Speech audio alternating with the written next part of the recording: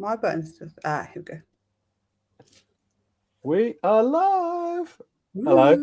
Yay! All right. What are we doing here? I was angry. Oh, Hannah was angry.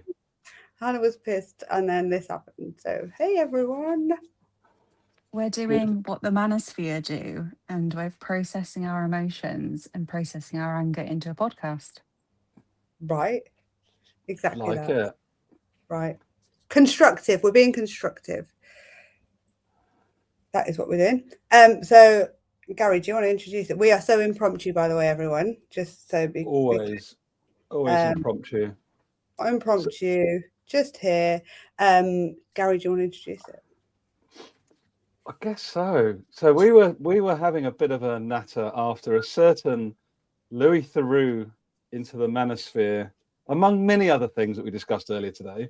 But we just felt moved to come on and just with our very different perspectives, backgrounds, and just go, what the fuck? Like, actually, how the hell is this stuff being monetized in 2026? Not even monetized. Violence against women and girls being sold as a business opportunity, and I'm like, what the fuck? So I think that's why I wanted to come in here to go like what the fuck, really? Collective what the fucking right here, Yeah. right now. Join in. But more importantly, who are both of you? Why don't you introduce yourself? Chloe, you go first. I'm not sure how to introduce myself anymore, to be honest. I'm Chloe, and I'm known online most for being a Jewish person against genocide and a Jewish person for.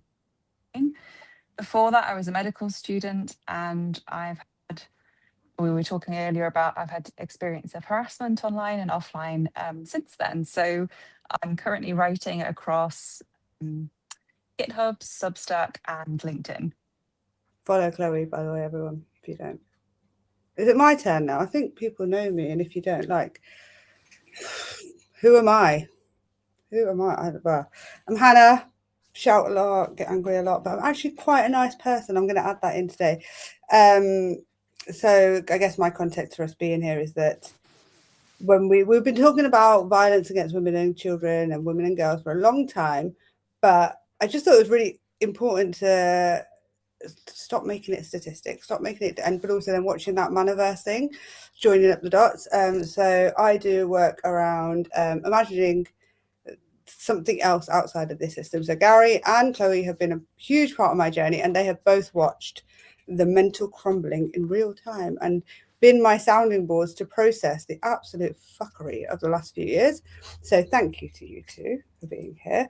So that's kind of how it started, right? I was ranting to Garry, and then we were talking about the show, and then Chloe came into the mix. I was like, Chloe. So anyway, this is just a continuation. So hi, everyone. And what the hell am I doing here? Good point. You were the only one that could set up the live stream, remember? And it's not worked completely brilliantly, to be honest, because Substack's not chatting directly with StreamYard. But hey, that's IT world. Yeah, so I'm here because I really care about this agenda, actually, and having a chat with you two earlier on today, and just see, the Louis Theroux thing was shocking on a few levels when I watched it last weekend with my wife. One, how much it centered the men's perspective while they made money off of abusing women. Okay, that's odd. And the other thing was just, oh my God, like our kids and grandkids, like this is what they're being pushed online as like a business opportunity. Like, what the fuck? So I just think it's just. Were you shocked, Chloe? Yeah. Garry's coming with all this shock. Were you shocked, Chloe? I've seen the Manosphere, like the specific episode of it. So I'm coming from a perspective of having watched this and observed this from a more of a research perspective, because it's having such a big impact on the online space, the nerdy space that I live in online, but also on how, when I was working in healthcare, more how you engage with young men now. And it is such a big part of how boys and young men view women. I think even just in some of my interactions with men, you could see how they might not have been exposed to the manosphere itself, but they've seen things that come out of that. And it's really kind of changed the way that men are, or that the kind of cultural soup that we're all floating in. So I'm not sure if I'm surprised or shocked anymore, but it's just, yeah, it's disappointing, but it's not shocking. Sorry, Garry, I totally interrupted you as well. Okay, my bad. You didn't interrupt me at all. No, it's like I say, it's not that I wasn't aware it's happening, but the bit of shock for me was the monetization piece of that whole agenda. And like, give us donate $35 and you can swear at one of the women on the screen or tell them they look shit or whatever. Like, it was just that degradation and dehumanization. Like, you could basically buy dehumanization in the moment, like, because someone's got such low self-worth in themselves, or they think their whole world internally is so bad they have to pay $35 to project it outwards. And I think that for me was a real, like, that was the shocking bit. It wasn't the shocking bit around what's actually happening.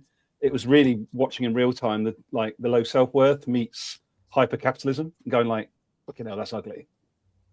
I was more pissed at the fact that I've been spent like 3 years trying to like channel my anger, when actually I could have been a fucking millionaire by now if I just was like angry and hateful. Like, what shit, like, stupid. I guess that's something to bear in mind as well, isn't it? Is that we see a lot of men behave like this online anyway. So there's obviously sometimes men feel like they can say it with their whole chest.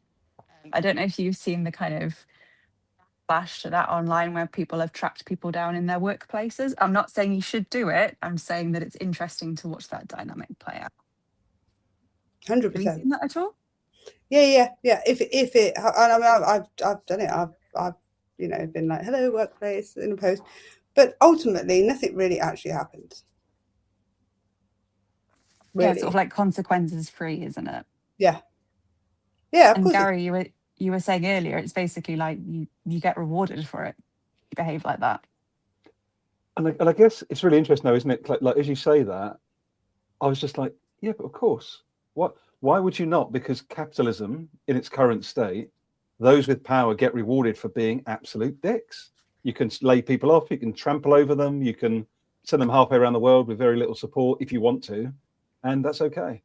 Like the business model of neoliberal capitalism, which is collapsing in real time, is literally this, right? There's just so many fractals of, I own you, I can treat you how I want to because you're my possession. Like, there's just something, it's just... But I said this to you this morning, Garry, they've never lied to us. Let's be honest, like, the system has never lied to us. We have consented. No. We haven't read terms and conditions on our Apple upgrade, whatever it is, we've consented to it because we've been bombarded with information. So they've never really lied to us. So at what point are we going to say, like, fuck this, this is enough? Because we talk about it, but these are very, very real life human lives that are being impacted by this, like, every day. So I hold a question then, like, thinking not just when I've been all solution orientated, but like, what's the gap? So if we've been sold this directly, we're signing up to it willingly, inverted commas, and it's not changing. Like, what's the gap? What do we need to put in place as, like, transformational models, or I mean, like, spaces? Like, what are the things that are going to transform or move us from where we are to where healthy is? Because you can't ask anyone to leave what they know and what's comfortable if you're not giving them somewhere else to go. Ultimately, as human beings, whether we like it or not, we've been programmed to look for community. So when these boys are going into the manosphere, ultimately, what are they looking for? Community. When kids join gangs, they're looking for community. Now, whether they find healthy community or not, that's down to us. That's our generation's responsibility to make sure that there is healthy out there. Because at the moment, what are we choosing between? What are we choosing between where actually, as women, we have pretty much just accepted we're in a femicide? Like, what the fuck is that?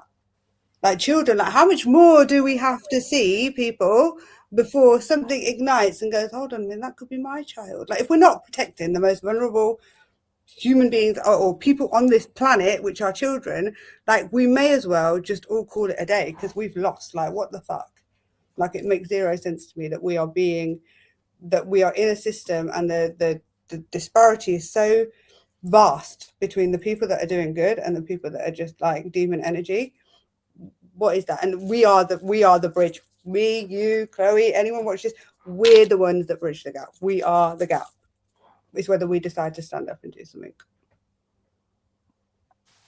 Meeting that as well. There's this really interesting question that gets asked a lot in the last 10 or 20 years of looking between philosophy and politics and what's happening with capitalism. Essentially asking, do we even know what even things like desire would look like beyond capitalism? So to what extent does capitalism control us? I mean, really, if you want to take it back, it's like about 50 years of like things like the cybergenics movement came out of that. There was a lot of work by Mark Fisher and like people around him of, even if capitalism went tomorrow, would we know what to do? Would we know what we desired? Would our desires still be run off capitalism? So quite often when you say things like, okay, well, children are being harmed, a lot of the time people are not uncomfortable enough versus their absolute, like almost addictive desire to have more stuff, to the point where they're like, okay, I need to do something now. Yep. And our question is like, how much of that is actually like you as a person, and how much of that is you watching 20 years, 30 years, 40 years, 50 years, 60 years of adverts, product placement, having a job that exhausts you to the point where you can't think straight, having basically no options in front of you. Like, it's that lack of imagination, I think, for me, is a really big piece. I don't think it's lack. I think it's specific bombardment of, let's call it programming, to suppress that. It's still there. It's still there. But it has been suppressed, and we are bombarded with so much information that we've forgotten. I'm not even going to say we need to find it. We've forgotten who we are outside the system. But people are remembering now. People are remembering. And then what we're seeing is things like the toxic algorithm, the toxic manosphere, which isn't just what we saw on that TV program, by the way. The manosphere is fucking huge, and all of you men are a part of it, whether you like it or not, even you good ones. So what we have to do is really kind of start to, I forgot what I was saying. Sorry, I got in my rant. But what did you say? Sorry, you said something that was really like, talk about desire in advertising. So yes, so there are people, but we can only trigger each other's memories by it being in collective community. And I've done that with both of you. I've done it with both of you. It's having like that safety as well. So we were talking earlier about the idea of you need somewhere to like land safely. And this is a conversation I've had with other people as well, particularly around whiteness. And so I'm Jewish, but other people I've spoken to are white Christians, where we're looking at, okay, if you're coming out of a place of unlearning Zionism, what does your off-ramp look like? And where does your safe community look like? Because that's actually the dominant, like, coming into a place of, okay, well, where do I go now? Sometimes you just don't know where your home is. So sometimes creating that kind of off-ramp for people, you can see when people come out of the fight, when people come out of even things like cults and high control groups. You can see with MAGA recently as well, where Americans are coming out of that and kind of being a bit of what the young people call a crash out online. These people don't really have a place to go because they've lost their community element. I think men found it, and this is going to sound really weird, but men were more open, because I've created those spaces, Chloe, and do they want to jump into it? No, because they don't feel safe around each other. So I've actually found that white men especially were more comfortable with addressing racism and white privilege than I've seen in the patriarchy. There's more because they will have to come together with other men to do that. Yeah. There's this idea as well that like surely we've all done it. We've completed feminism, right? Women have had the vote for nearly 100 years. And I think even as women, we don't really accept that there's still a lot of sexism, there's still a lot of misogyny in systems. And I don't want to work. Still having conversations about like maternity leave is still a conversation we're having. I don't want to work. Like, it was the biggest farce ever. Like, nobody wants to work, right? You know, and they're like, women, you can work now. Whose bright idea was that? Right? None of us want to go and work for a system that exhausts us, that we have to ask permission when we can go to the toilet. Do you know, like, nobody wants to like go to work sick. Nobody wants to work in this system. Even if you think you do, you don't, I can assure you. But the reality is, work, as we currently understand it, is just an extension of the enclosure movement, right?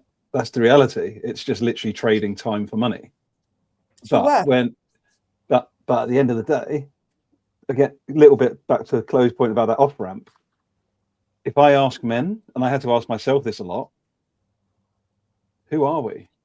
Like if you ask most men, who are you without your job, they do not have an answer. And that is a fundamental issue with everything we're talking about here. We're looking at viewing women, reducing violence. Like if you've got a bunch of men with power who don't literally understand who they are beyond their job, like that's problematic. And that's why I've tried to find like space. I've not had spaces, right? The truth is, I didn't have space growing up being bullied as a kid. I had a home life, that wonderful parents, but it wasn't a space to say, I need help. Let me put my hand up. So for 2.5 decades, I'm walking around as a suppressed emotional being, on the outside looking great, on the inside completely in pieces, because I didn't know where to go. You know, men don't have spaces to go. And that's part of my accountability, is to try, you know, with Hannah, with Chloe, with all of, but how do we co-create those spaces of safety? Not comfort, safety. Two very different things. And I think, you know, and it's not just, men's groups are great. No, they are really, really good. And they serve a purpose, but it's not doing this work. It's not doing this deep, like this is how everything's joined up, this is how harm gets caused type work. And I don't, if I'm honest, I don't fully know how to get people into it. I want to ask you a question, Garry, because, and I've asked you it before and I already know the answer, but I just want to ask you again. So when we talk about this, there's a real fear. So everything, I believe that where we're at now is embedded in fear. I know I've had to kind of release a lot of my fear, but what is the fear? So there are two questions here, and I've already asked you these, but what if someone does the work, right? What is the world doesn't change until we all change, right? But Garry, you've done the work, you've done the decolonial work, you've done the work around like patriarchy. I'm not saying it's finished by any means, but what did you lose, like materially? Like, did you suddenly do the work and then did your house just disappear from like, oh my God, Garry, you've done the work, your house goes now. The society will still afford you the same privileges. So what are people what are they scared of? Like, I don't understand. And we've been doing the work for a while, and I've done it with you, Chloe, in other ways, but it doesn't have to be painful. Like, what is it? What is the fear? So I will speak from my own experience. When I asked for that help on the decolonisation journey, I didn't know I needed it. But fundamentally, what I was asking for was somebody to be in my corner so I could navigate discomfort, which I'm not used to feeling. Right? That's a massive thing for men. We're not used to feeling below the neck. We're not allowed to. Right? That's a massive part of this. And then the other part for me is literally around curiosity. You know, it's this, like we spoke about on the podcast, right, Hannah? Fundamentally, healthy masculine, healthy feminine in unison, everyone's good. Like, you know, we can move towards that future that Chloe was gesturing towards. Like, if we're coming from a healthy balance of drive, build, want to make stuff, you know, creating, brilliant, healthy masculine, and listening, care, love, like looking after one, like we can be both those things. And we're still in that massively atomized view, particularly in men. Because I'm just literally surrounded by men who are literally got their self-worth wrapped up in their job, in the next pay rise, in the holiday, getting a bigger car, getting a bigger house. And I tell you why, because I was there. Until a decade ago, I was doing exactly the same chase. But so was I. This is what I'm trying to understand. Like, so obviously but feeling is the gap. Right. Feeling, the ability to feel is the single biggest gap, I believe. Interesting. Because when you just said introduce yourself, I always really struggle, because now I don't want to introduce myself by my job title, but also I'm quite a complex individual. So one sentence or like 1 minute isn't enough. And how are we going to make snap judgments? Because I'm fucking amazing. I'm really funny as well, Garry, I'll tell you. I'm sorry. But to summarize who we are and our purpose and our existence in like a sentence that's not a job title is actually quite hard. So who are any of us is the question, but who's willing to lean into it and who's not, I think, is the question. This is another question about polarization as well, isn't it? It's like, how do you even define yourself in the first place? And I think you kind of see people are already, you get this like elite capture of the idea of identity politics, and people are almost like quite tired of what they've seen that turn into. It becomes even difficult to sort of say, well, how do you summarize who you are? You know, like, what do you share with people? What do you not share with people? But maybe that's just a conversation about vulnerability as well. Is, you know, what are even the boundaries going to look like? Because I think that's an interesting conversation out of the manosphere, is that we see it particularly with men, but it affects all of us, is what do boundaries look like? What's okay in terms of control and persuasion? What's not okay? Where, if we talk about consent, if we remove the sex element and just talk about consent as a process, and we always get into this whenever we talk about, you know, like personal social health education for kids, actually it should be okay to tell 3-year-olds and 4-year-olds that certain things are not okay, and it's okay to say no to certain people in certain situations. And then we all get into a very big argument about it. But that's a really interesting conversation in our society anyway, is what is it okay for other people to do to you? Where should the boundaries be? What's okay? What's not okay? What's really below the belt? But But then you have to have that conversation about vulnerability as well. It's also, I think, a level of like maybe like dehumanization that happens too, because I feel really strongly about children. Like, if a child doesn't want to come to you, don't force that child. Like, a child's allowed to have a bad day. A child is still a human being with feelings, and big feelings, but where do we take that? Like, you know, they must listen, don't talk, don't go out and step out of line. The schooling system, all of that is done to really dim their light. And people, I will, like, cause even with my cat, no, where's Nala, where is she?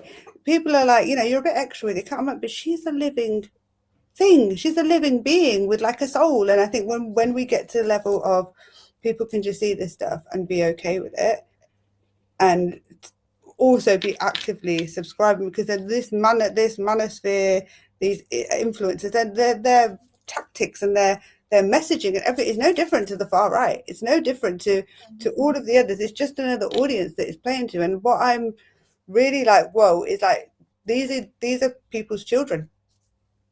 These are the children that will be impacted. Like, your whether you know, I challenge any parent, and I'm not a parent, so this is not me getting on my moral high ground, but I challenge any parent to come and tell me that you know exactly what your children are doing online, exactly what games they're playing, exactly who they're talking to, exactly the conversations they're having. Where we don't know. We don't know. And this isn't because people are shit parents, by the way. We are trying to survive ourselves.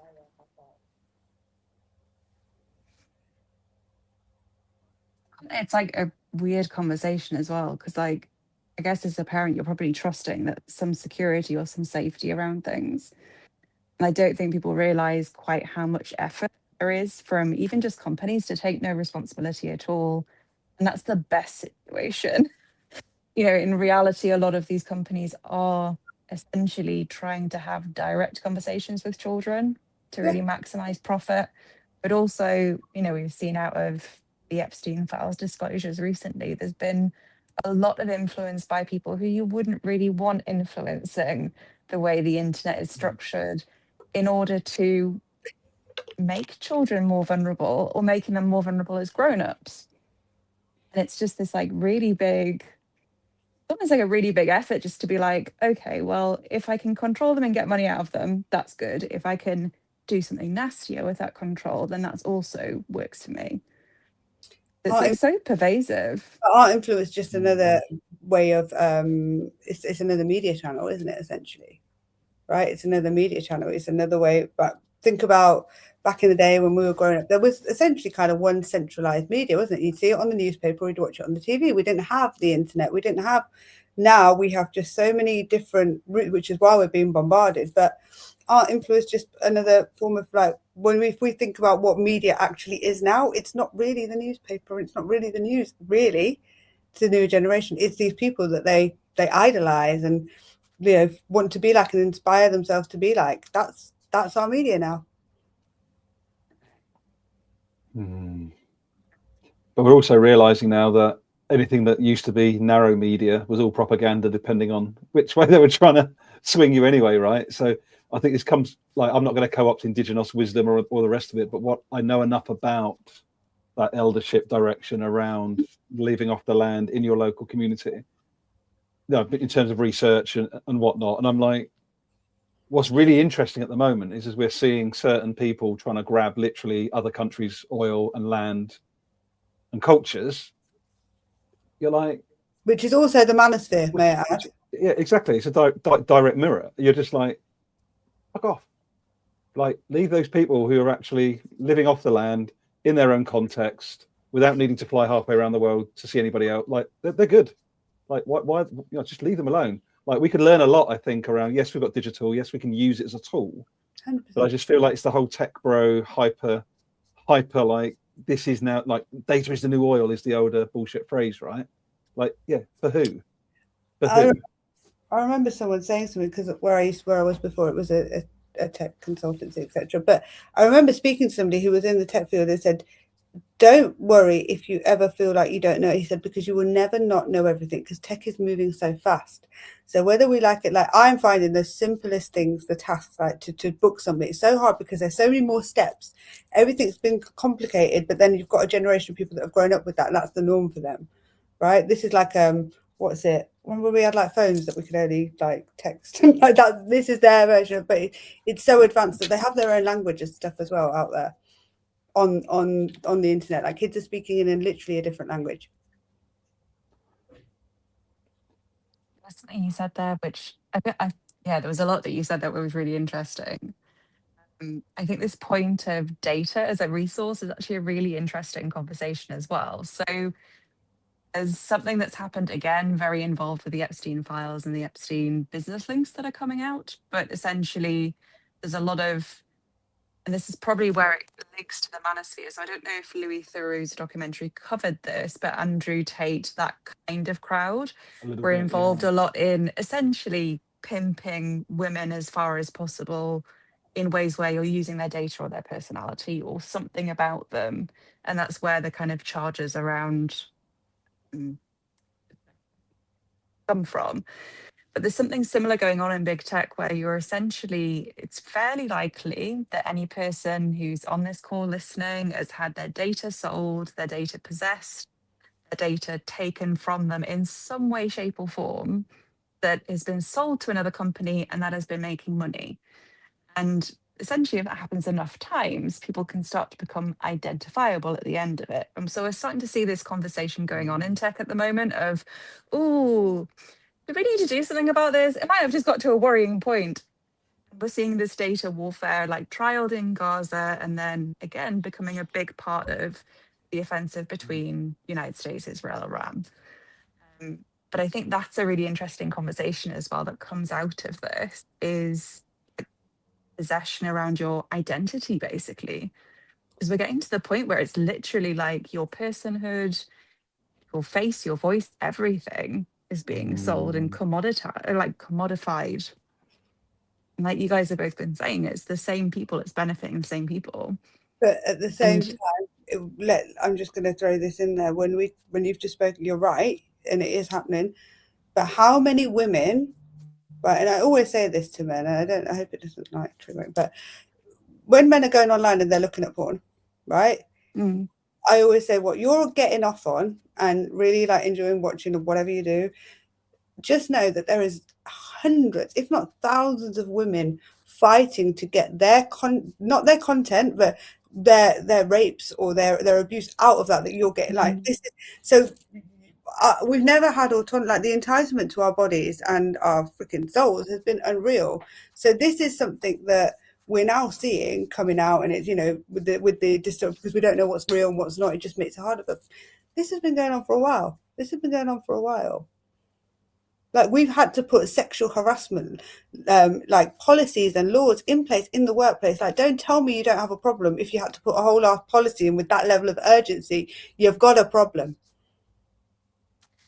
That's why it's not really surprising. So like when we first, I feel like that's why it wasn't surprising, I guess, to the manosphere coming out now. It's really good that we're talking about it. It's really good that it's been shown to people more publicly.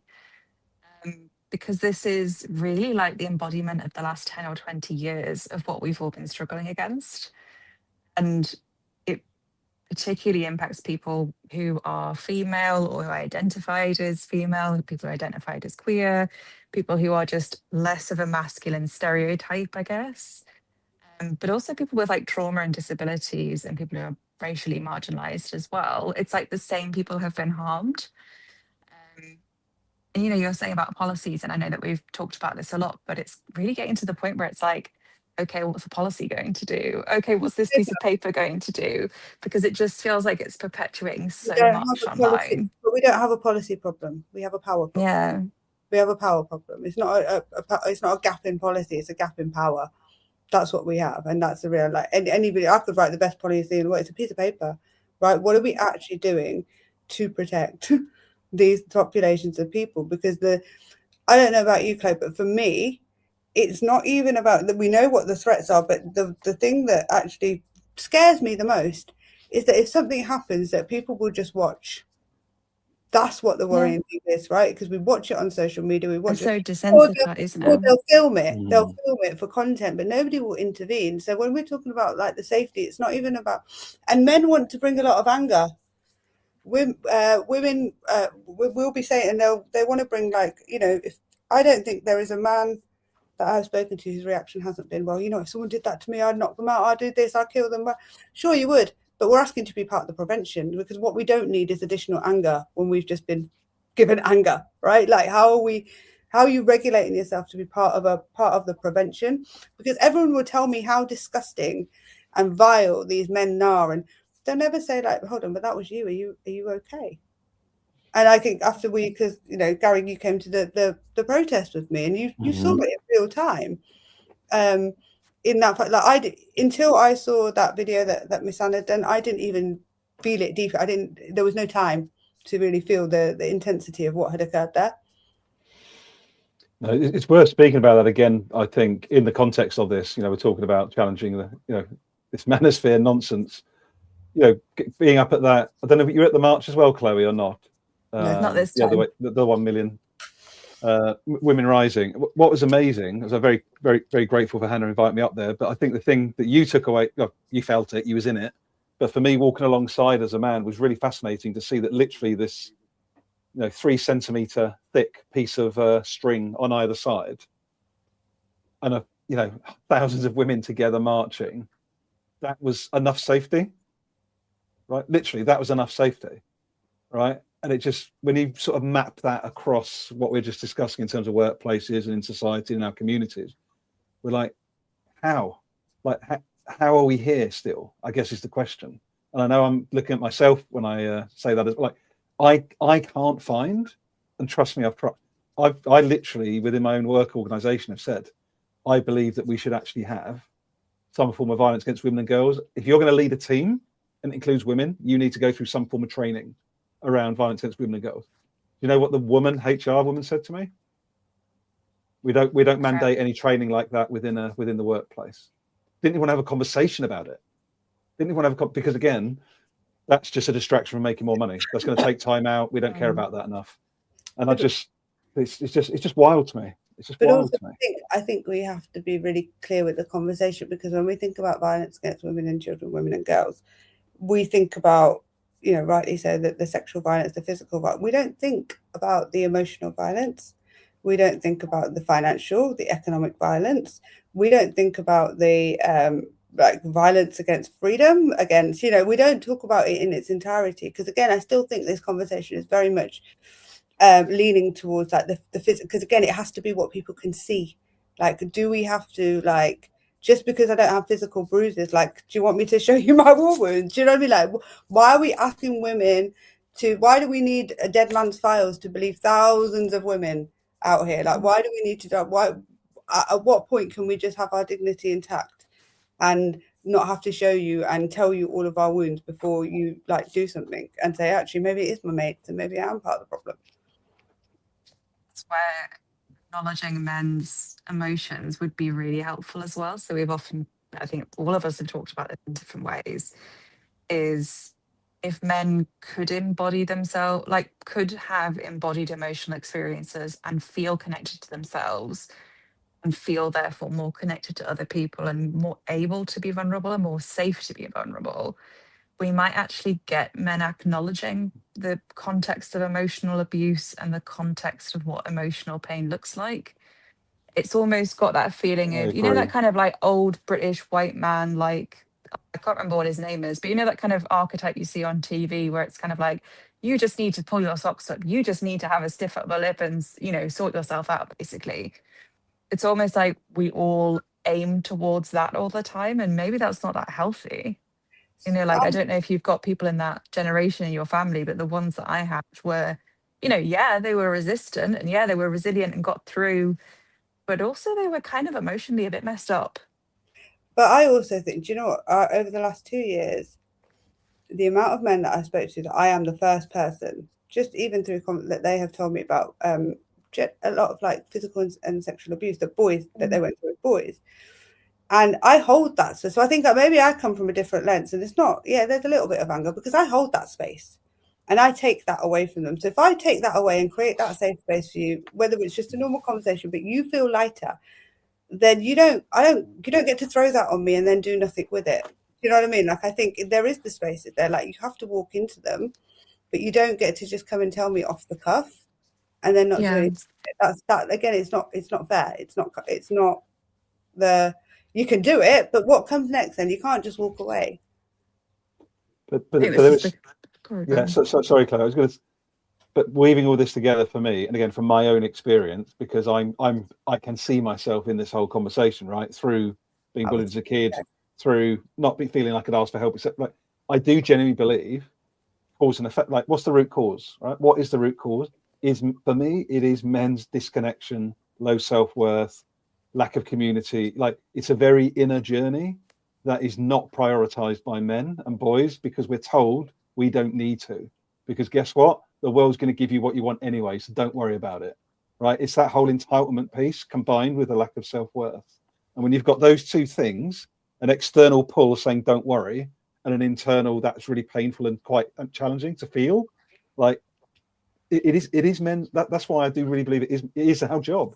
It's men's work, not just to reduce the males. It's cause and effect. I really believe if you've got billions of men doing this inner work, right, connected, feeling, understanding how things are interconnected, you're not going to fucking harm women and girls. You would not think about it. You just wouldn't.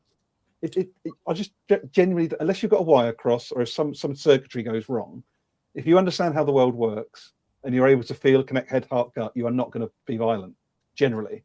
Yeah. I'm not saying things won't go wrong, but I genuinely believe that is the critical root cause of this. And you can calm your nervous system down ultimately. But I think what you're and one thing I've always struggled with, like being in D&I, I was a bit of a problem child, I'm not gonna lie, because for me, I was working alongside different departments and like marketing. Okay, right, Garry, you've done your marketing course. Well done. You're asking me to fundamentally get leaders to change who they are as, like, you know what, you know this, Garry, all of us that have done this work and dismantled something, you're not the same person again. So you're giving me this task with people that are totally unwilling to ask them to fundamentally change who they are as people in a system and an organization, right? More than once, probably. Maybe like 30 times. Exactly, right? and to be honest, that's one thing the workplace for certain people. Well, no, they told us who to be, and they told you not to deviate from that. So isn't that, again, like that whole role is a direct opposition to, and that's why it's not worked. It's not worked. I think like asking workplaces as well, it's the sort of wrong vessel, if you like, isn't it? Because the way that we have capitalism essentially capitalism kind of needs women to be held in a certain place, especially if you're not a white woman. It needs to hold you in a lower place. It needs to hold, I mean, the big thing, I mean, the big scam, if you like, for poor white men or for middle class white men is that the only reason you're given power over everyone else is so that even more wealthy men than you can control you. Does that make sense? Have I said that clearly enough? So like the system only works in that way so that, am I allowed to swear on this or not? I think we have a lot already, so go for it, Chloe. So essentially, you being held in a position where you can have other people as being your bitch only works if some other bigger fish than you get to have you as their bitch. Like, that's how it works. 100%. So we're essentially like, and that's what all businesses are made on, like in capitalism. Like that's essentially how that happens. And you can try and make your business as ethical as possible. I'm not saying people don't try, but that's essentially what the system's made from.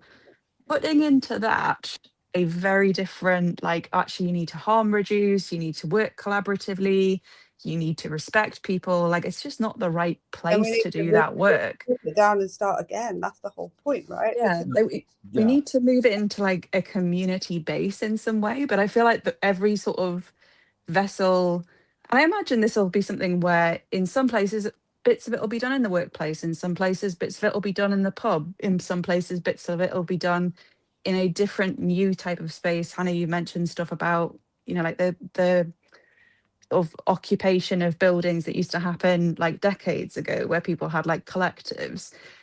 This will be done in different ways, but we just need to take the work outside of the workplace.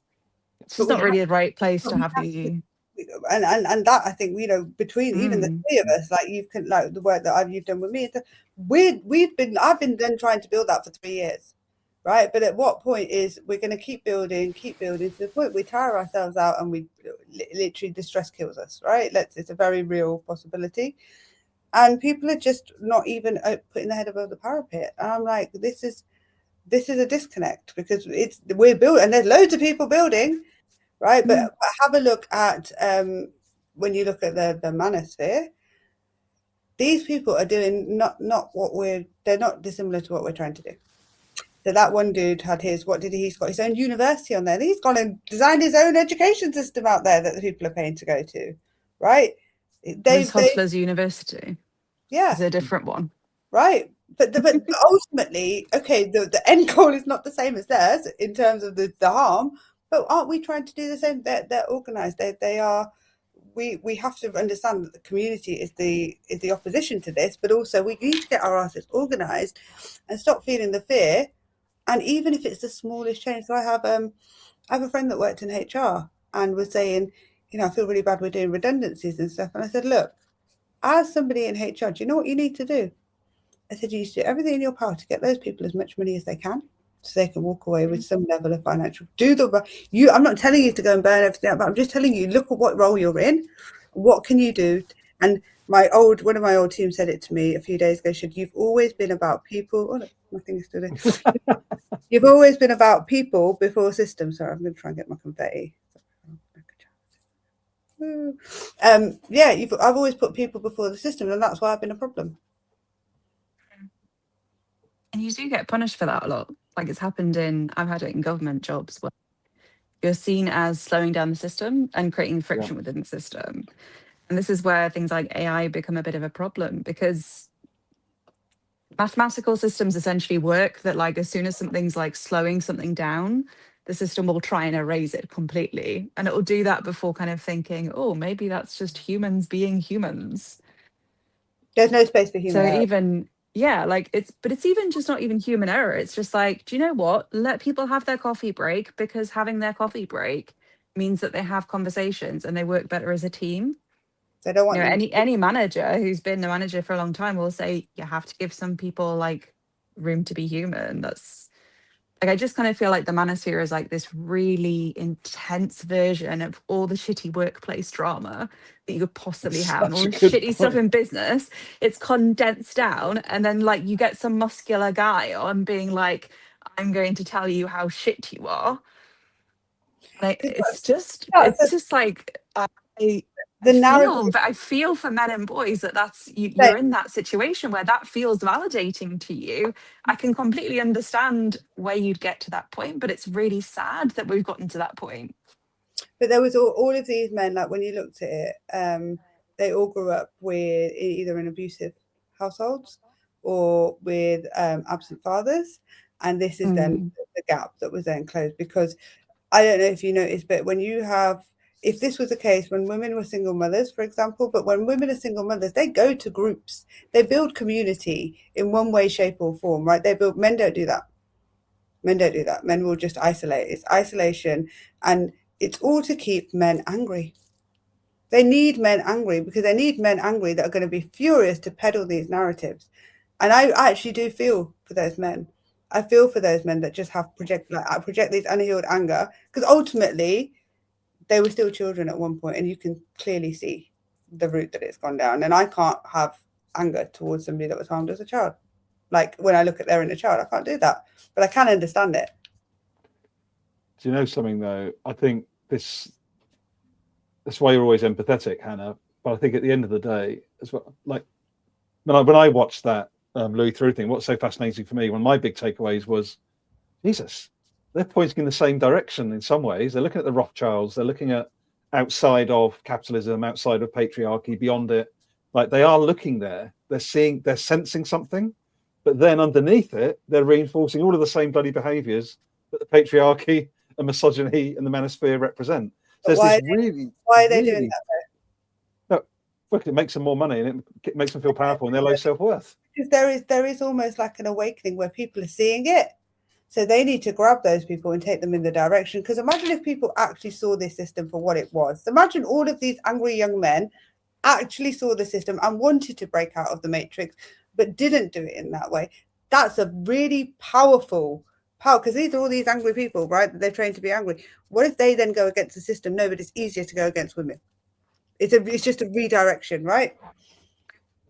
A change of society. You'd have a revolution if those men took out their anger on systems that are harming them. Same as the far right. I think that's what is very scary to people who hold power, is actually if those men stopped projecting towards, or those boys in some cases, stopped projecting towards other people and they projected it upwards, you wouldn't need all this like Occupy Wall Street movement. You wouldn't need any movements that have come after that. You just completely get rid of the ruling class. Like that's terrifying. So you're so close. Same as far right. You're so close. You're so close, but you just went the wrong direction. Almost touching the point. Really there. Right, we are struggling with the cost of living. Our bills are going up. Our NHS is shit. But again, you just need to go and have a look at who you should really be angry at. Because we need. I've always said it. I've said it to both of you. We need that anger. We need that, because I don't have that like brute angry strength. We need that, because we also need people who are stronger than us. So I don't think it's, you know, I have a bad back. I could do with young men doing like the kicking down bins situation. I can't build barricades. It's not going to be done by me.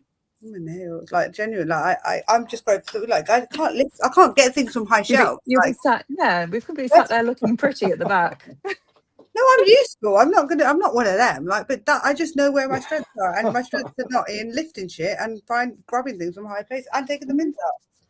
I'll be honest, it's a blue job. I think that's what's kind of, in a way, well, terrifying, disappointing, saddening, but also like really exciting about this. It's like where we recognize that young men, I mean, it's potentially like largely young men, but not just young men, where they're being captured by, whether it be the far right, the manosphere, like all of these different ideologies, which is very channeled online anyway.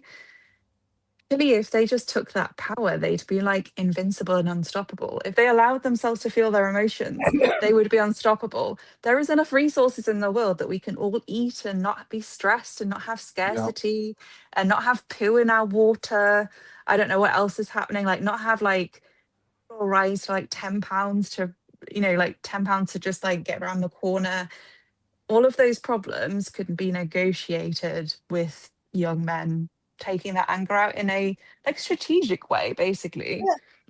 There's loads of work to do, but I also think like we almost, like when we talk about a system, we stop it being so. I hope you don't mind me sharing, but me and Garry have been doing some work like around his kind of like decolonizing, like unpatriarchy and work. But I will categorically like tell me, well, Garry, like by doing this work, Garry, you're a better husband. Like you're a better husband. I wouldn't say that. But you know, like you are. The reality is, look, let's be honest. We wouldn't have been sitting here having this conversation 5 years ago. I wouldn't have been able to. I would have felt uncomfortable. I would have felt one of my biggest challenges, interestingly, was deferring in a space with other women. So much so, I had Trina Casey saying to me, "You need to speak up. It's great you're here, but you're not saying anything. Like you're not here." Yes, there's a difference between decentering yourself and contributing fully, and that's been a big learning as well, Hannah. Honestly, the last couple of years, Those two things, they're not mutually exclusive, but they're different. And I thought that decentering myself was the right thing to do. And it's like, no, you've got to be in the arena as well.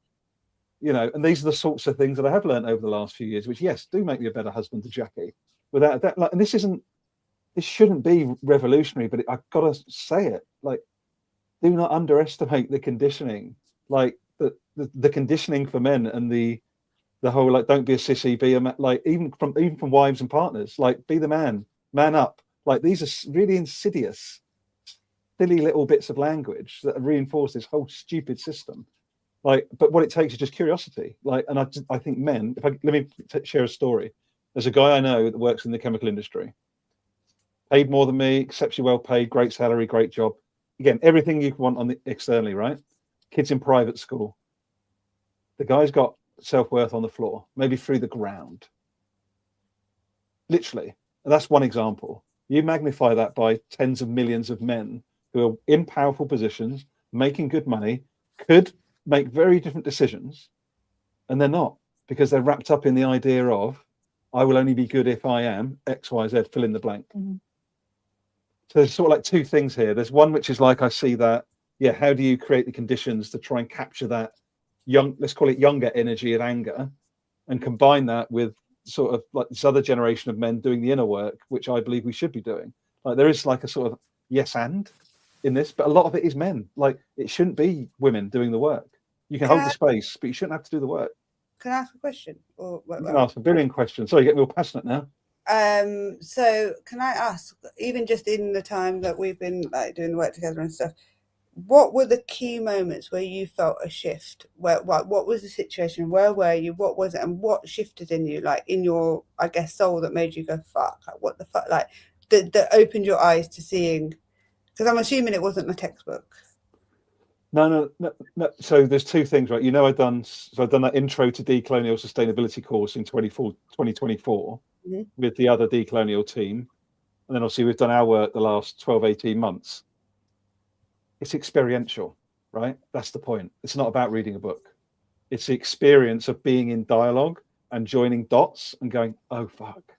So for me, for example, what was the moment that there's been loads of moments. But in the rawest, one of the ones for me on this course that I was on a couple of years ago was understanding development aggression, which was basically, I'm sitting there in a course with a load of other people. Funny enough, the only man out of 45 people, out of interest, on a decolonial course. And I literally at a felt level sat there going, fuck. I can no longer say that I am an indirect link to the harm being caused in another part of the world. My life is a direct link because of what I buy, stuff I put in my body, the life that I lead. That was one of the biggest ones, was like an in the body gut punch of like, fuck, I've been telling myself I'm indirectly linked to this stuff, but no, I'm now directly. And that brings a very visceral in-body reaction, shame, guilt initially. And that's another thing I'd mentioned, Hannah, and that's part of the stuff you've helped me with. We've got to understand that if any men, like for men to do this work, they need the space, they need to be able to feel, etc. But guilt and shame is going to come in spades. And those are not emotions that we as men are told are okay to have. So like there's a lot wrapped up in that emotional piece. And I think they're two of my big ones, basically. It was that development, aggression, realization of my own life, and guilt, navigating guilt and shame quicker. Can I ask you the question then? Oh no, it's interrogate the Gaza guy. Go, get me, Chloe. So as a man, you felt guilt and shame. Yeah. Whether that was like to do with your masculinity or not, but it was kind of part of this bigger piece of work. Yeah. Did the sky fall down afterwards? 100% Did the world blow not. up? I guess like where I'm coming from this is do you feel like that was still worth going through and that helped going through it, even though it was presumably a bit shit, or at least a bit shit? 100. I'm not afraid to say that I have had many moments, like massive, like sheds of cheer, like complete, like breakdown of tears on multiple occasions the last 5 years, including on one occasion with my good friend Hannah. So it's, but no, the reality is I feel that the way I describe this, Chloe, and it's quite fun. Unless you've done this work, right, it doesn't make sense. But at a bodily level, like on the outside, nothing has changed in the last 10 years. Really. Same job, same wife, live in the same similar area. Like the world's changed a lot geopolitically, and of course, but my ecosystem, the people I spend my time with, that's there or thereabouts the last decade, right? Give or take a few things. Internally, 100x change. That's not exaggeration. Understanding, sensing, intuition, like the inner world. And this is why I keep saying this is such a critical part for us men to do the work, because we don't understand that we're operating at version 1.0, to use technological reference. And we've got every opportunity to be operating at 100, version 100. We've got to do the work. We've got to go through the pain of it. We've got to experience the freedom of it. And that's how I'd answer the final. I feel freer now, and Hannah's heard this many times. If I get taken out today, if I die today, I'm good with it. I really mean that. I'm totally good with it. I got no fear of death. And that to me is like the ultimate sort of like, yeah, cool. Like, and that's what I want for other men, because the more of us men that feel that, the less risk there are to women, girls, and kids. I really believe that. I think that's really interesting that you said that, because the reason I asked us when it shifted is because I really want, because this is what has been beautiful about our friendship and the work that we've been doing, Gary, is because you'll tell me that, and we hold space for it. But if I ask men, and I think they'd probably have a similar like fear of what you had to sit with, etc. So when I realized what it triggered for me is when I remembered I didn't actually remember a lot of my childhood. It had been blocked out. So when we talk about men, you know, and this is what I like. So my biggest thing has been actually releasing the shame and the guilt that was never mine to sit with. That was never mine. But so for all this time that men are not doing the work and they're scared to feel that shame and that guilt, just please know that we carry it. We carry it every day. We carry it not even as adults, but from children, and to the point where we carry it so much that our brains block out our childhood, right? We only remember certain things, and so my biggest journey was trying to remember shit, and then realizing that shit, I blocked that stuff out, but that actually happened. So for me, it's been about releasing the shame, releasing the guilt, but also knowing that to even speak about these things and do this is a privilege. Now, if I went, I'm hypothetically speaking here, but I am a Muslim brown woman. So if I decided to say I went through childhood SA from a family member or whatever else, a man in the community, versus if Chloe, as I'm just going to use your whiteness for now, what does that do then to my nephews? What does that do to the young boys in my family? What were already being demonized by the media and being cast? It doesn't even allow people like me to speak if they needed to speak. So we're still asking people to hold it because it feeds into a narrative that actually, you know, if I said I was harmed by a black man, for example, I couldn't, I'm not saying that I was, by the way, but should that happen versus a white man? If I say it's a white man, it's cool. So again, even being able to, certain like women, they can't even say it out loud, because again, we're all trying to stop harm happening, but by us speaking our truth, we then put ourselves, because of the system, into a place where it could cause harm.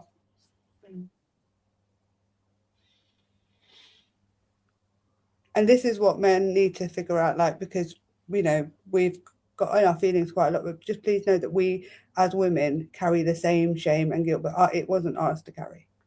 And actually some of it isn't men's to carry either, but we've had to fix up and we've had to address it. So I don't blame anything on anyone that happened in childhood or anything like that, but we do have a responsibility now, and men have a responsibility to at least meet us halfway.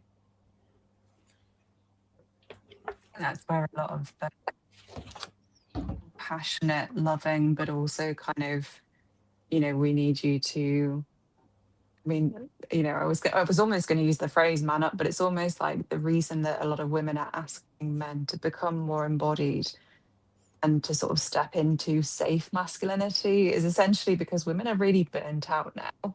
We're tired. A lot of communities are at the point where we can't carry anymore. We've kind of come through the pandemic. It's really very stressful. We know men are really stressed, but it's almost at that I mean, it's past its breaking point, really, but it's escalating so much that I think, there's always been evidence that even in women's movements where it looks like it's all about women, well, actually, a lot of the time it's been supported by men, or women have been there because they're asking for things that would benefit men. I think there is kind of like that, we do want you to come along as humans. It But just is going to be very uncomfortable, and it is going to I feel a bit don't think it shit. does have to be uncomfortable. I mean, I don't think it has to be uncomfortable. I actually don't think it It's does. also just like acknowledging that, you might feel a bit shit, but it feels like a bit like, when you go through therapy and you have this whole anxiety of like, oh my goodness, what am I going to be like? What if I don't have these things to stress about? Essentially, once you go through the other side, you're like, oh my God, I'm so glad that I did that. But I think Like, I maybe feel like there's a bit in the moment where it might feel shit. I don't I'm know. I'm not a bloke. But I mean, Gary can probably tell us better, but I can't speak to like the stuff that you did before. But for me, I just we like the work that we've been doing. It's just understanding the system. So it's not there to sit. The guilt isn't like we can't blame any of us for functioning in a system that we know is so ingrained.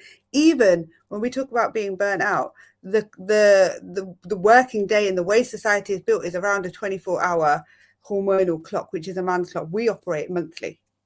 So we are tired because we're not even operating in the way that our bodies should operate. So like this is why we're so tired.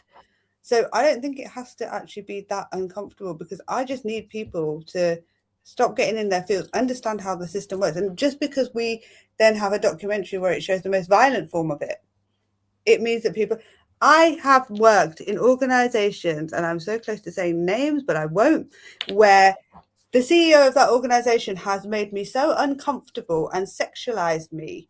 So don't think that you are any different, right? They're not any different. We've seen what men do in the workplace. Get a drink down them, jumping on the bed at CEOs jumping on the bed and all sorts of like someone's hotel room, breaking beds, all sorts.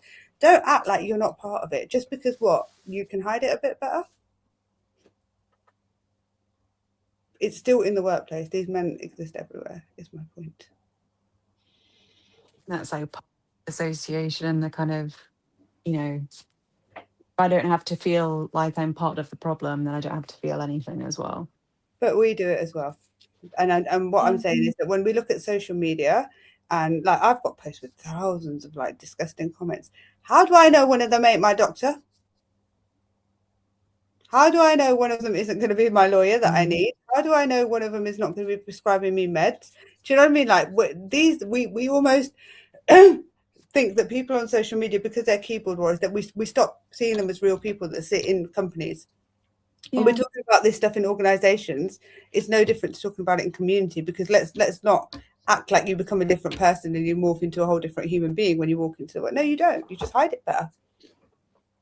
This is really important point as well. When you think, I've heard you say it, Hannah, a lot of times, and the first time you said it, to be honest, it landed. But the more I hear it, the more I'm like, fuck.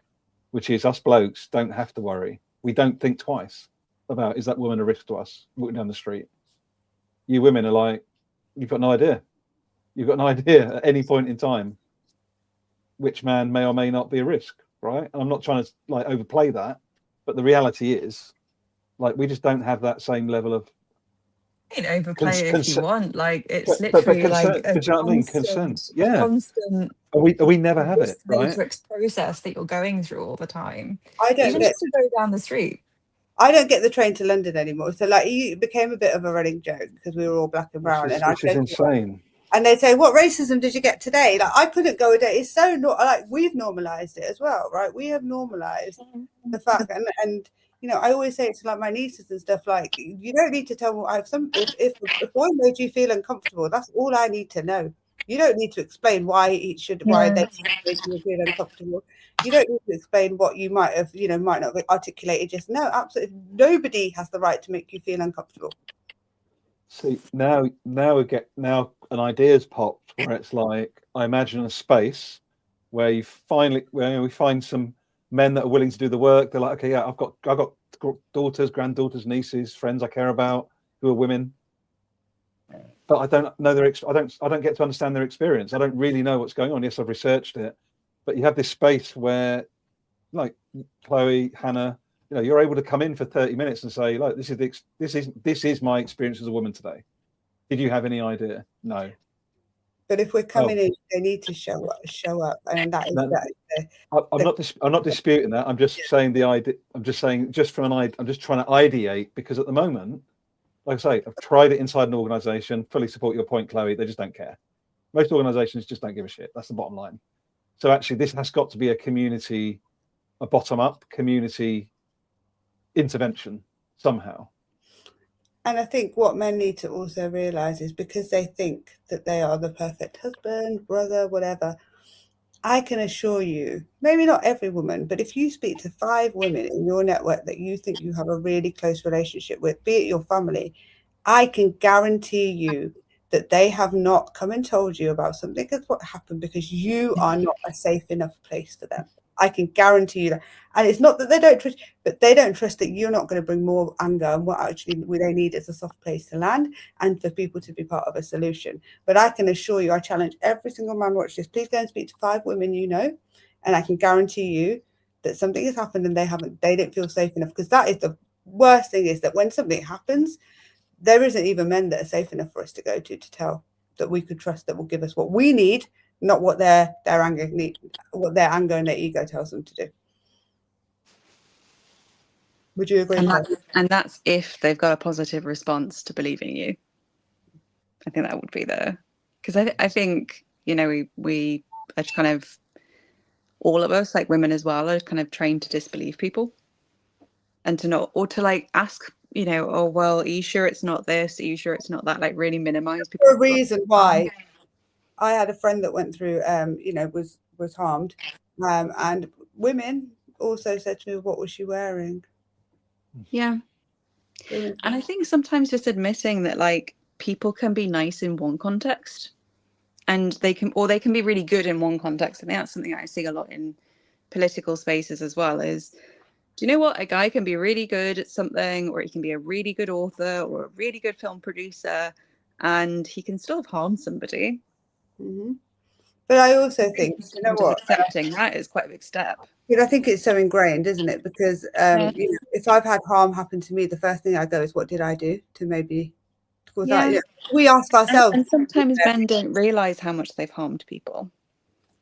So they might kind of say, well, it's not really that, you know, oh, it's not really that bad. Or in that situation, like, can she really decline her consent? And, you know, there's a separate piece that we need to do probably on a wider level. But we've kind of, it felt like we kind of gained some, it almost felt like we advanced forward a little bit and then slipped backwards in the last few years, I think.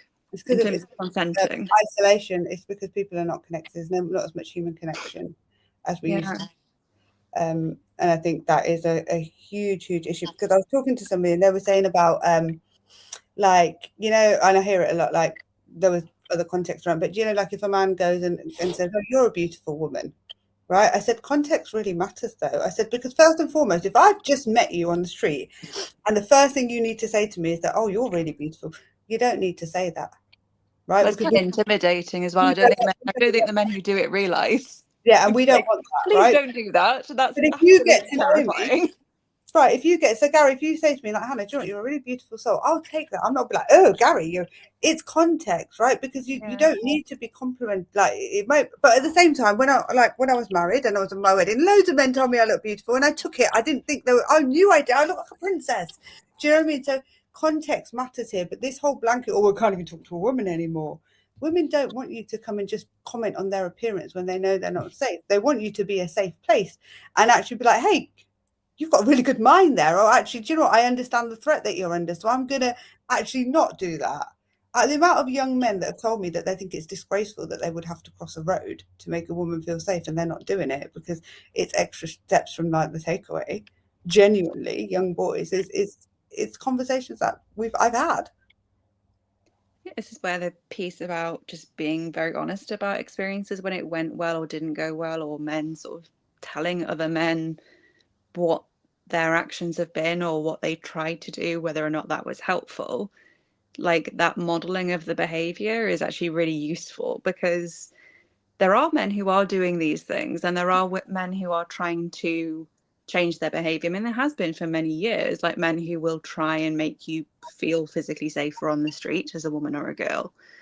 And we don't see that being modeled as much, but we kind of need that sort of like messy, imperfect modeling of going towards healthy masculinity. And actually, because of how brave that is, I would say that's actually a really like quote unquote manly thing to do. It's like stepping into that I'm prepared to fuck up, I'm prepared to make mistakes. And actually, if we really want to advertise it to men, do you know what? It makes you more attractive to women. It genuinely does. So I'm just being very honest. A lot of women do find that attractive. Emotional safety is my love language, and she's but no, you're right, Chloe. But I think when you look at I know some really good men, right, that have either done the work or what. There's always been a woman taking them on that journey, and what I want to see now is them men come together like Avengers and be like, okay, how are we going to take? Because we are fucking tired. Like, girlfriend over here wants a holiday and a nap.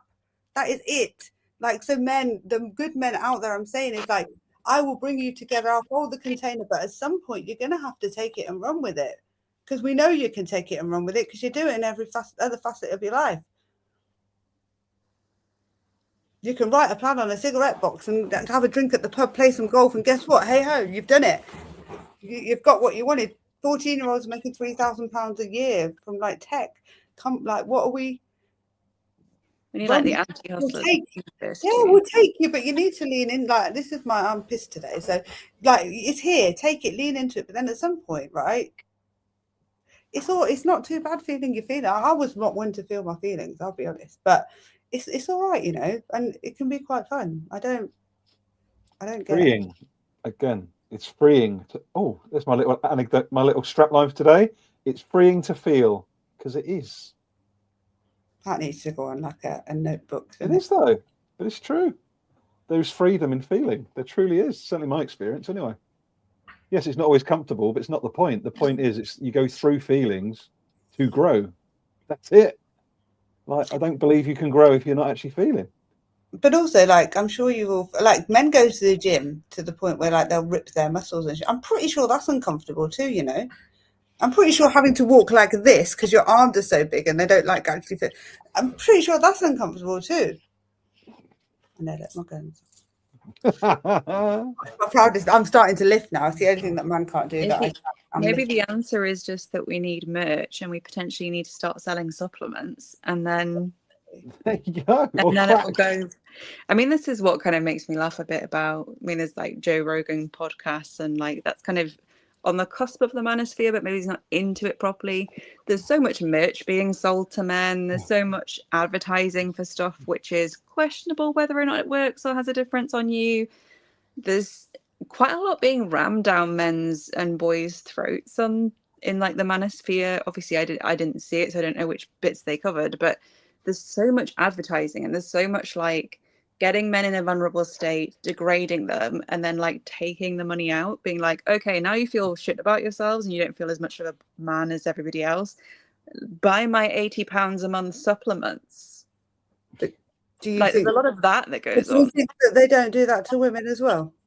Yeah, of course they do. Do you know what I mean? Like, the impacts of that then mean women are very, and we've moved into a world where like I keep hearing online dating stories. Like, I think it's the most bizarre concept to meet somebody and then not know anything about them and then try and make small talk. Like, making small talk is really weird. Like, I think it's really odd. But we're not even meeting people. Like, we're meeting people with specific purposes in place, whether that be work, meeting, and we're not actually getting to know people just how we used to, where then we can actually engage in normal conversation, because our basis of what we're talking about is not based on the fact that you're a misogynistic pig or you're a man and I'm a woman or you're white, I'm brown. That's not what we're basing our conversation. We're basing our conversation on the fact that, like, you know, do you like humans in the same place? Yeah, we all really like my niece says it. She's like, my auntie's a really lovely person. She will never judge you unless you don't like cheese. Then she'll judge you. That's the rule that I have with her. Important things. Right, you can tell me anything. Just don't tell me to join the police, the military, you're a Tory, a reformer, or you don't like cheese. That's it, game over. But we don't have conversations, right, that are just normal, that allow us to engage and understand one another and understand experiences. I've just created a new formula, putting into my healthy masculine. There we go. Connection over transaction equals possibility. See, this is what you're good at. Yeah. So poor Gary was like, right, okay, I think we're going to learn. Let's go. I'm like, come on, Gary, come into my world. Like, Gary didn't put his seatbelt on quick enough. I was like, come on, mate. But again, understanding, like you said, Chloe, it's bringing all the mess and understand, like, the first thing we all have to do is remove the shame and the guilt and the fear from ourselves. And you're right, Gary, it is freeing. It is freeing. But what that also allows us to do is become a protective barrier to the system that hurts us. Because at the moment, the lone soldiers are standing out there being literally choked by this system because we're not just creating a protect. I don't care if you don't know what to do. I'll help you with that. Like, genuinely, I don't care. But just come and be part of this protected shield. That's it. I think there's something that we've talked about a lot in lots of contexts as well, is you don't need to be perfect when you come and like side with people and stand up for people. You don't need to be perfect. It doesn't need to all be, you know, that's something that's very like system centric and like very much oppressive system centric, is this idea you always need to be perfect. You don't need to be perfect. You're gonna fuck it up, it's fine. I fuck stuff up, it's fine. Well, not, do you know what I mean? Like you address it as you go along. But this freeing element as well is almost like it removes that sense of permanent anxiety over status, this permanent anxiety over, but what if another man is more impressive than me? But what if I'm not the biggest person in my workplace? But what if I don't present the perfect way? There's so much anxiety going around in people's heads all the time. And to make it about men in the manosphere, I imagine that there's a lot of this status anxiety going on. That's what people prey on a lot of the time. Massively. If you can just reduce some of that a little bit, you are more comfortable and confident in yourself. You start showing up as who you actually are, which in itself is more attractive and magnetic, even like not really romantically or sexually necessarily. It's just more attractive to other people as humans. But you also create the room to like know how to respond to people and know what to say in awkward positions or awkward situations. But sometimes spontaneity. But sometimes you just need to. I don't think men realise the impact that just their presence has, that or can have. It can completely change the room if somebody comes with aggression, but also it can be really grounding in a really calm space if a man. And that is what we need to look at. Like, what is healthy? Like running around, or you know, at the gym 24/7, looking at yourself in the mirror. That's not healthy. Like, that's not healthy. If I had to put that into medical terms and write your prescription, do you know what I mean? Like, that's not healthy. Women essentially want. It sounds stressful. It's chaos. It's fucking chaos. And the only reason I know is because I was it. I don't. When I feel calmness, I'm like, what the? Like you two earlier, I was like, this. I'm going to resist this. You know, like. I don't. Yeah, like literally. I'll resist but a battle, probably not. Do you know what I mean? Because again, I'm used to chaos. Kind of jumping off that as well, like something we were talking about earlier, and this is kind of where the kind of anger came into let's do a live stream, is that Gary, we were talking about your purpose essentially as our token white guy, because sometimes men find it more calming or present in a different way when they're actually talking to another man.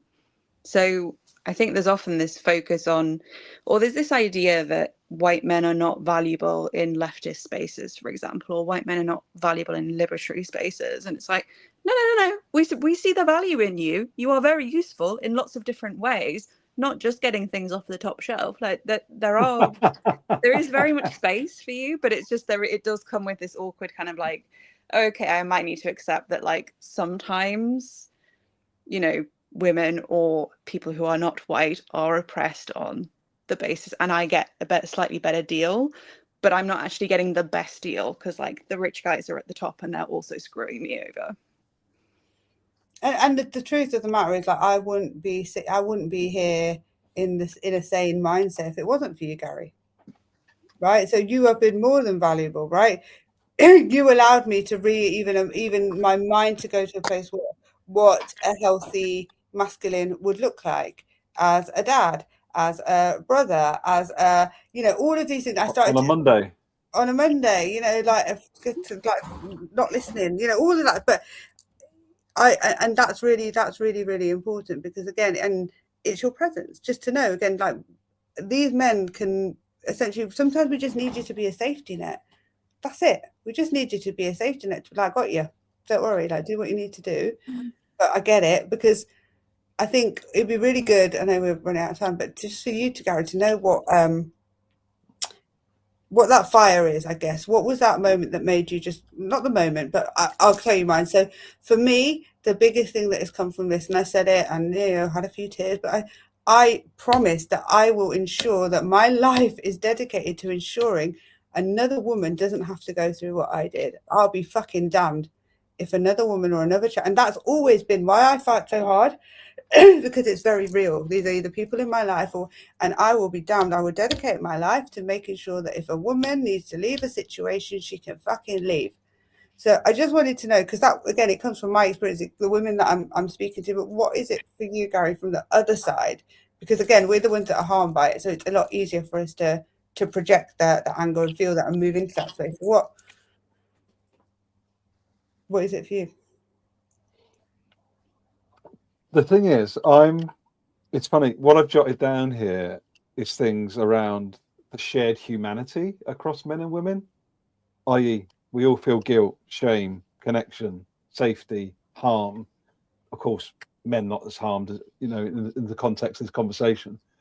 But I'm just really feeling into, like, how can I as a man invite that shared humanity as, like, that feels to me like an aperture, a way to try and get more people into this conversation, to feel into this conversation, is to say, this is not about saying you're the problem. It's about saying we as men have more work to do to solve this problem. That's different. They're two completely different things. And they're the sorts of things I'm holding at the moment, is just around that. I've really enjoyed the conversation, to be honest, because it's very activating, Hannah, for me, this, because I feel lonely, right? I've been the only person speaking up within a 5 billion turnover company about Gaza for 3 years, and had no person acknowledge the fact I want to talk about it before trying to center the harm that's being caused. Mm-hmm. The fact one of their employees, feels I want the space to talk about it. I didn't have a soft landing within the business. So it's very live for me around this. Like I say, it's about space, it's about safety, but it's more about, like, how do we invite more men through the lens of shared humanity to do the work? And that's my commitment to wild that we have to ask, like just say that sentence again. Ask you to commit to shared humanity. Like, everyone should sit with the fact that is the ask right now. Dear men, right, we are literally asking you to see our humanity. Like, how is that? How have we got there? Because I guarantee you, all the men watching this, right, if you don't do something now, your daughters will be asking, and you will be fuming, and you'll have to explain why you saw it and you didn't do anything to your daughters. Because I guarantee you, looking at the stats, as much as this breaks my heart, and this is why I give zero fucks and I will say what I need to say, is because I need to be able to look at your daughter in the eyes, even if you can't, and say that I didn't even know your daughter, but I fought for your daughter. But will you be able to do that for your daughter, for your niece, for your granddaughter? And if you can, hand on your heart, say yes, then cool, then come into the space with us because we need you. If you can't, then you've got work to do, and also come into the space because we also need you. Chloe, what's your final reflections? I'm finding it hard to get like one sentence or like condense it down. I think this was a really useful conversation for me because I've been doing a project that brings in lots of different threads, but kind of talks about power dynamics and how systems work and how sort of government systems and AI systems sort of like self-resolve across, and essentially how that can either be activating for us or sedating for us. I think that's probably the easiest way to put it. And I think that we're in this really interesting moment at the current time where, we could talk about like the fire horse year before, right? This interesting moment where lots of things are active and there's lots of change happening in the world and there's lots of individual change in people's lives, and things can go one of two ways. And I guess I'm going to choose to be hopeful about where things go, because I would like it to be that, okay, once we have the manosphere or the incel conversation in the in the discourse, that men are a bit more able to talk about what they've been exposed to online, what weird stuff they've seen. What stuff did you get down some weird thread in 2020 where you completely believed that you were a high value Sigma male for a couple of weeks, and then you realized that maybe there was something else going on? Like, I'd like men to be able to do a bit more talking around that. I'm going to choose to be hopeful.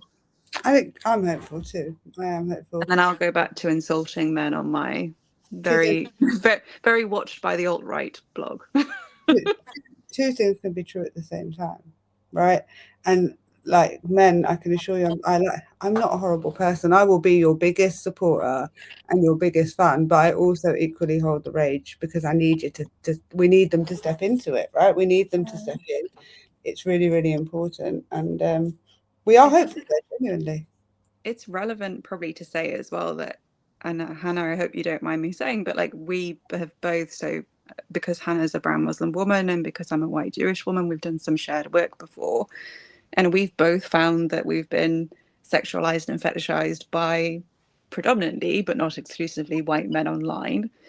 So it has been interesting to kind of have some degree of interaction with men who've picked up a lot of the worst bits of the manosphere, essentially, like the worst kind of degrading of women, or the insulting of women online, and the sort of more dangerous beliefs. So we are coming from a place where we're like, no, we want you to be better. We know that there's like a place where you can find this shared humanity and this compassion. But that's why we brought in Garry, yourself as a token white man, to be coming from the place of, okay, well, what's it actually like to grow up in that experience and have it all the time, because we literally have no idea. We haven't lived that life, you know. And I'm just going to say, for the men that don't step into this space, I'm just going to say, I will make it my life purpose to create a national sexualized men day, and watch how we wolf whistle you and make you feel really uncomfortable, and look at your legs and try and take pictures of you in your shorts under this.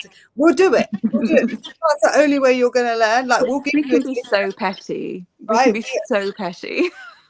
Right, because we've learned how to maximize our time, right? So we will have, and if that's like genuinely, like, it shouldn't have to happen to you, but if we have to like come into your inbox and tell you like how nice, like, what the vileness that we get. I need to spend more time on arms. You even lift, bro. Right. You know, we say it as banter, but it's coming from, I guess, like the root point of it is it's coming from a place of compassion and wanting to see men step into their best selves. It's just, there's only so much we can do as women. And the reason I'm pissed is because I know they can do better. Right? At this point, I'm like, lazy. Like, if I didn't have faith in men, I genuinely would have I'd be a whole lot meaner. But I genuinely have faith, and you can, like, I do feel that they can do better. Like, there is hope. And if we can have hope after being harmed so much by it, men can step into it, because we haven't lost hope in you. So the fact that you've lost hope in yourselves is really quite sad. And do you know something?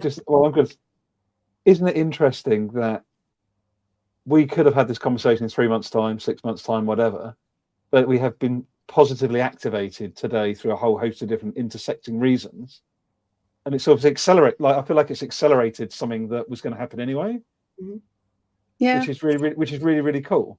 So I want to take that from a moment of like co-creation. Like, this is whatever comes out of this conversation of 90 minutes. We're all going to take different things away into our sleep, into the next week, into the next days, and it will form something. Something tangible will form. Certainly will for me. It has to.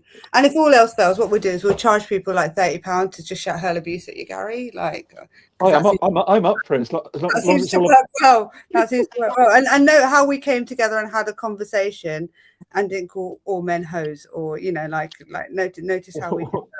How we didn't take back in the kitchen. We can do that next time. I'm not averse to doing that. In a few hours' time. For a small fee. At least you went follicle special edition. Right. I mean, but we just have to keep having the conversation, and, you know, encourage people to join us. And if anybody's watching it back, comment, like, get in touch. Like, but genuinely, this is coming from a place of ranting, but we are hopeful, right? Yeah. The baseline is set. The new baseline is set, and it's higher. I was just gonna say that, men, trust me, like just step into it because the bar is hella low, like it's underground at this point. So to even just step into it, like you just need to maybe not like abuse us in the first 3 minutes, and you're already like setting the bar high. So step into the space.